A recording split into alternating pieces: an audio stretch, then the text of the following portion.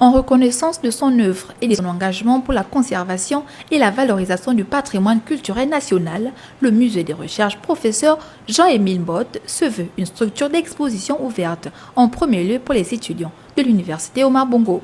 Pour le recteur de la première université du Gabon, en dehors du côté académique, le volet culturel mis en avant par ce musée trouve toute son importance dans le contexte actuel où la culture permet à chacun de retrouver son identité. L'éducation, c'est d'abord et avant tout la culture.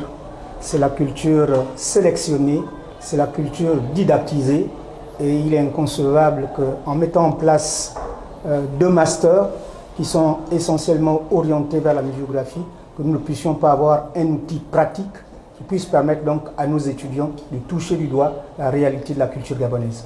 Ce projet a bénéficié du soutien de l'ambassade de France au Gabon pour accompagner le pays dans la structuration de la filière conservation et valorisation des biens culturels pour un patrimoine partagé et durable. C'est un très beau projet que de faire un musée d'application et qui permette de former des jeunes, des étudiants sur des métiers qui sont plus que jamais des métiers d'avenir. Ce musée de recherche qui porte le nom du professeur Jean-Émile Mbott est une aubaine pour les étudiants des départements muséologie et conservation du patrimoine. D'ailleurs, eux-mêmes en témoignent.